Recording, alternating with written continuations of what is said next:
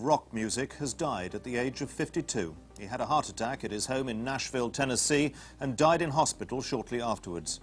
He became one of the biggest stars of the 60s, and only recently was in the charts again with Bob Dylan and George Harrison, the Traveling Wilburys. What if the most powerful truths were never written into the songs? What if the man whose voice could stop crowds, who sang of heartbreak, longing, and quiet hope, was hiding a burden so deep that even his closest friends couldn't see it behind the dark glasses? He was adored by millions, yet silently haunted. They called him the voice of emotion. Pretty woman walking down.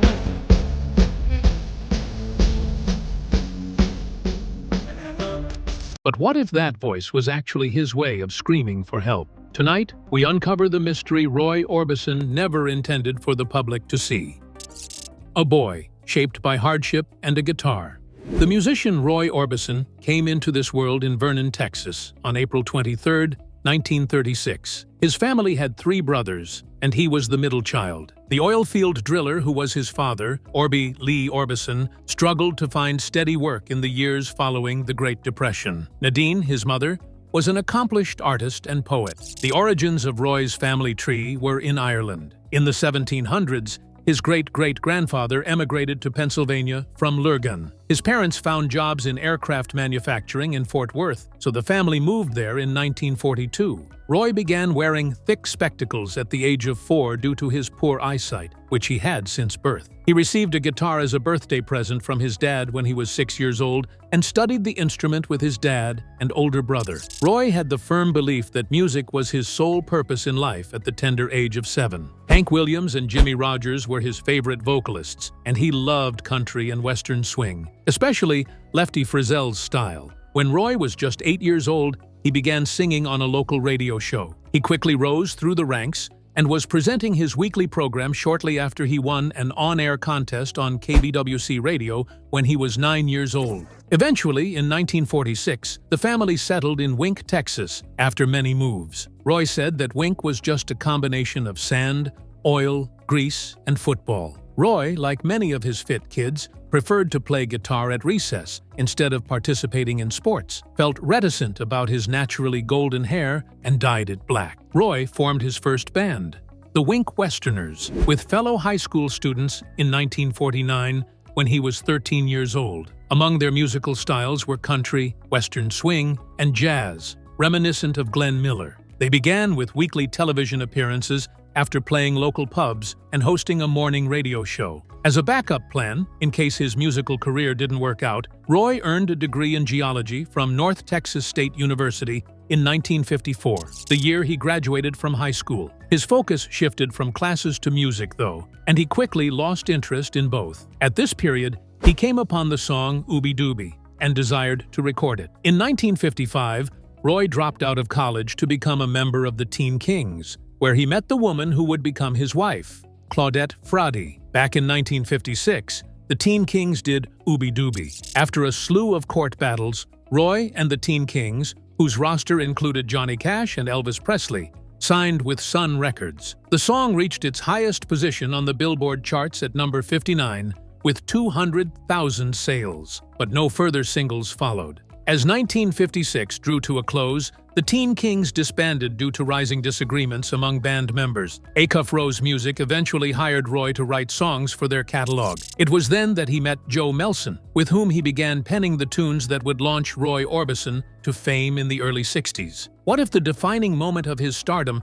didn't happen on stage, but at just 6 years old, in a dusty Texan home? And what if the struggle he never spoke of was the very engine behind his voice? Love shattered behind the spotlight. When we looked at Roy Orbison's life from the outside in the mid-1960s, everything seemed idyllic. His beautiful wife, Claudette Fradi, who was the inspiration for his famous song Ooby Dooby, was one of his many assets in addition to his successful career and string of singles. It was the most popular song the band had ever written and performed, and it got people really pumped up. After Roy's father began his music career, the latter went into business for himself in his early 60s. Together with his father, Steiner, he reconnected with his old bandmate Charles' organizers. Roy's dad, and the band all gave him a chance to create a song. In fact, he was brother to the bandmate Charles Hollister. As an actor, he was famous and beloved. Roy ran away from the lads when they found out he was in the American band and started seeing a man who was shockingly close to the family. The contractor building the new home for the Orbison family was that man, Braxton Dixon.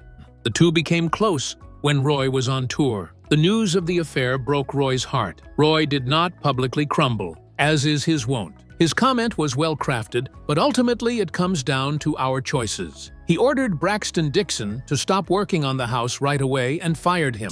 Rather, Roy performed all of the labor on his own, with the help of a single carpenter. The marriage was doomed by the time spring 1965 rolled around. He and Claudette were officially divorced, according to Roy. After hearing the news, fans were devastated because it was a tough time for them both. In the end, Claudette had been his soulmate. The new house was conceived out of his past marriage to Claudette. He used it as a basis for one of his most famous songs. Still, the story wasn't over yet. It was later that year when something unexpected happened. They had their third child through Claudette. The reunion was made possible by their shared joy of becoming parents. They began to fix their differences over time. Just a few short months after Roy and Claudette finalized their divorce, in December 1965, they were married again. A fairy tale conclusion, it seemed. Reunited were two people. Following all the hardship and toil, they were both isolated from society. This, however, was but a fragment of a tale that would, in the years to come,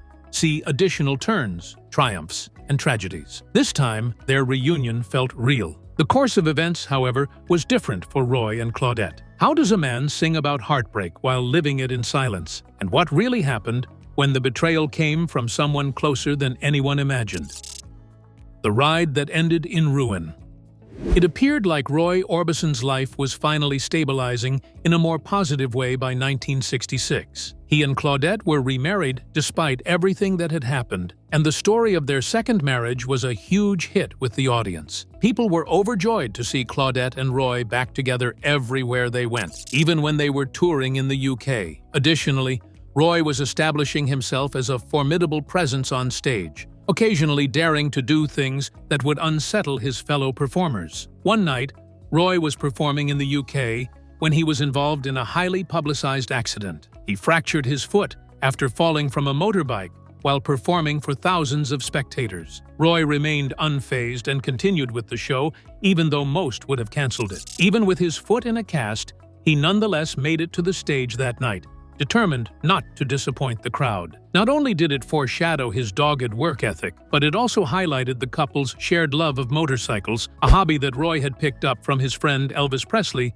many years ago. Tragic events would ensue as a result of that passion for motorcycling. It was June 6, 1966, and Roy and Claudette were returning home on their motorbikes from Bristol, Tennessee. With the wind blowing and the open road ahead, it was probably just another ordinary day. On the other hand, in Gallatin, Tennessee, things would shift dramatically in an instant. Claudette was sent flying through the air after a pickup truck collided with her motorcycle. It was a horrific crash. Despite her arrival at the hospital, the extent of her liver injury was too great to treat. Death has befallen Claudette Orbison. Her age was 25. Roy could not fathom such a loss. Claudette was more than just his spouse. An inspiration to him, she was essential. Songs like "Oh Pretty Woman" were inspired by this. Even though their bond had weathered the storms, they had a hard time mending it. And now, just a few short months after they reconciled, she had passed away. In addition to obliterating Roy's personal life, the crash also scarred his music, making it more melancholy for his fans to hear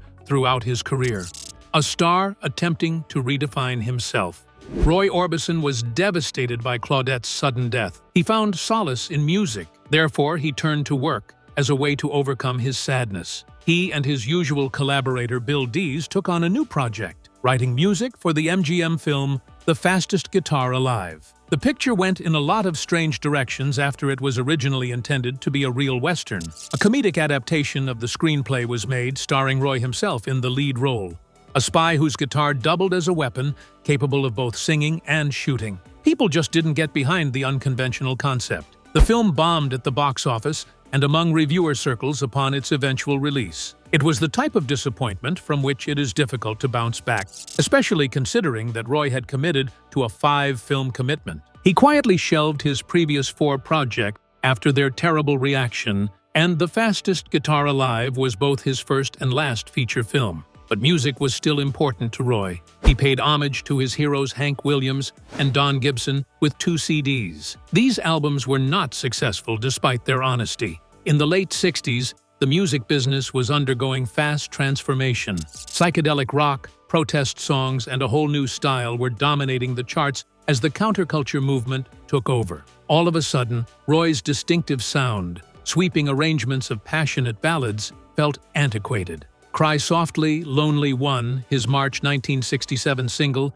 narrowly cracked the top 100. If it weren't for the world progressing and leaving the man in the dark glasses battling to reclaim his footing, Roy would not have another song on the charts. When flames took what music couldn't mend.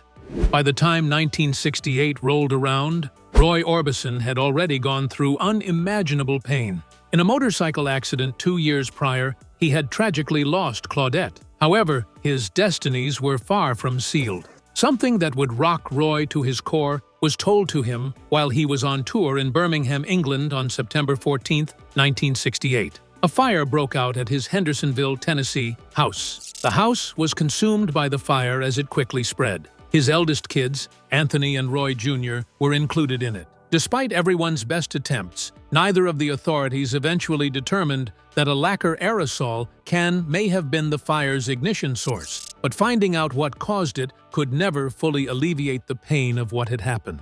After losing his wife, Roy found the loss almost unbearable, but the brutal and unexpected way he lost 2 of his children damaged him emotionally. He seemed to transform into someone else for a period. According to his friends and co-workers, he became more reserved, quiet, and unable to write music. His sanctuary had always been music, but after the fire, not even that could console him. His pal Johnny Cash ended up buying the residence. Coincidentally, Cash's house on the same plot of property would also burn down some years later, adding another strange and terrible chapter to the site's history. As Roy saw it, the fire was a low point in his life. It was a devastating experience that taught me how quickly joy can fade away, and I'll never get over it. Despite everything, he would discover a way to go on, even though the agony would never go away. New love in London. During his 1968 UK tour, Roy Orbison's life took an unexpected turn, adding to the many tragedies he had already endured. In an apartment in London, he was staying with an old acquaintance named Bobby Blackburn.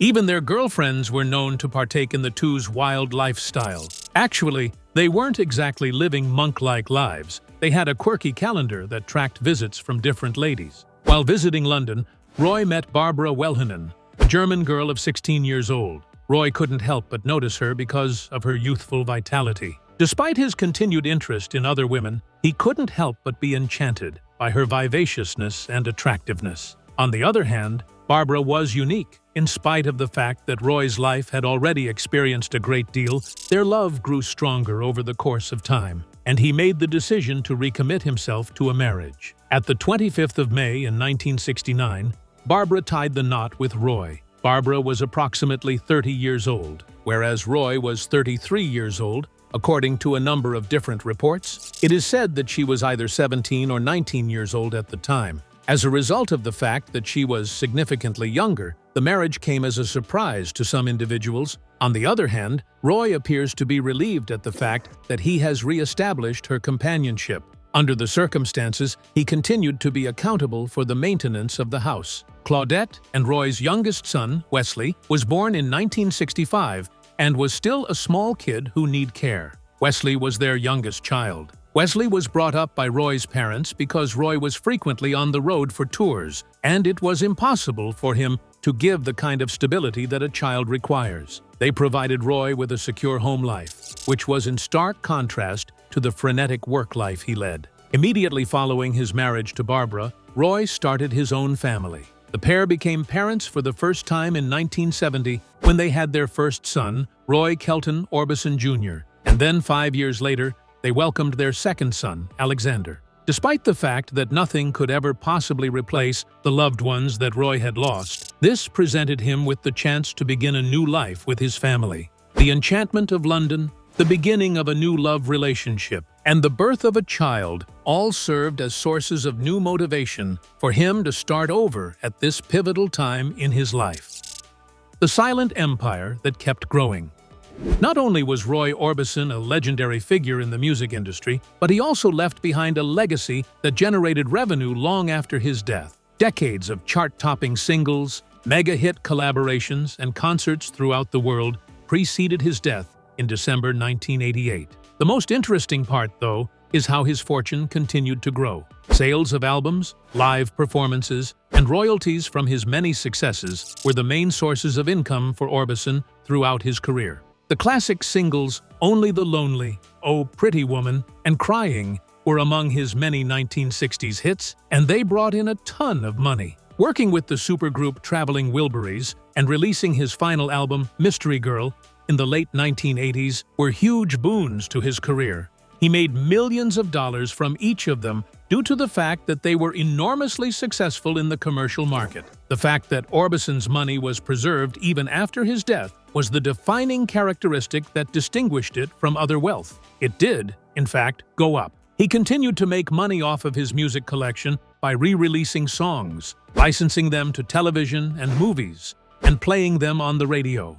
His wealth expanded even without the popularity of the Traveling Wilburys because of the Mystery Girl record, which became his best-selling work. His estate was a substantial amount of money. A significant contribution was made by Barbara Orbison, Orbison's spouse, in the process of conserving and safeguarding his legacy. During her tenure as the founder of Roy Orbison Enterprises, she was responsible for licensing arrangements, reissues, and box sets. The astute management that he provided ensured that his music continued to be popular and profitable for decades. After Barbara passed away in 2011, his children took over the business, and they continued to release original recordings and anniversary versions of his songs, which resulted in an increase in royalties. The wealth that Roy Orbison has amassed over the course of his career is estimated to be in the tens of millions of dollars. His music is introduced to each new generation for the first time through various mediums such as movies,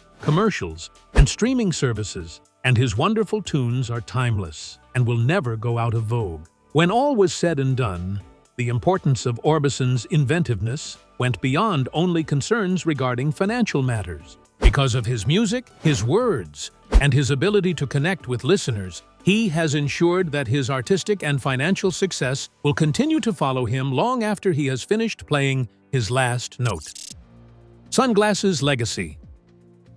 The dark glasses that have become Roy Orbison's signature look weren't exactly his intention. His vision impairment was the first cause. Roy Orbison was born to oil well driller and mechanic Orby Lee Orbison and nurse Nadine Vesta Schultz as the second of three boys. Roy had trouble seeing at an early age. He started wearing large corrective spectacles when he was 4 years old, and they were always with him. Now fast forward to 1963, and Roy was about to embark on a massive UK tour with the legendary Beatles. For my career, it was the moment of glory. Joined by the biggest band on the planet, he was performing. However, a strange occurrence happened right before the tour began. The musician had forgotten his regular prescription spectacles on the flight, as he explained to his son, Roy Jr. Problematically, Roy's vision was impaired in their absence. His only accessory were a pair of black prescription sunglasses. They served as a practical backup for one's eyesight and had nothing to do with style.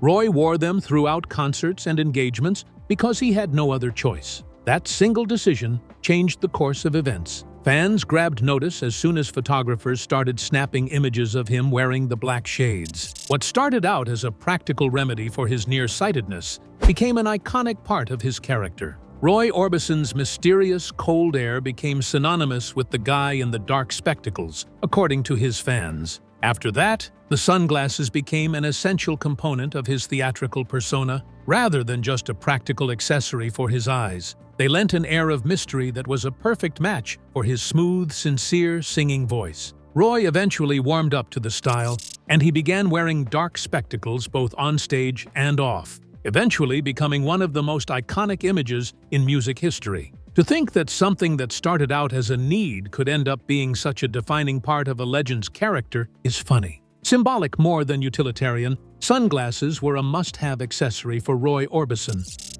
The last note, before silence. Roy Orbison's career was back on track by year's end, 1988. The band that brought him together with icons like George Harrison, Bob Dylan, Tom Petty, and Jeff Lynne was the Traveling Wilburys, and they were recording, touring, and even filming a movie. He gave a performance in Highland Heights, Ohio's Front Row Theater, December 4th, 1988. Roy seemed exhausted, despite the fantastic performance. Afterwards, he went back to his house in Hendersonville, Tennessee, to relax for a while before boarding a plane to London to film more music videos. Exciting plans were afoot, including a year-long tour of the United States and Europe.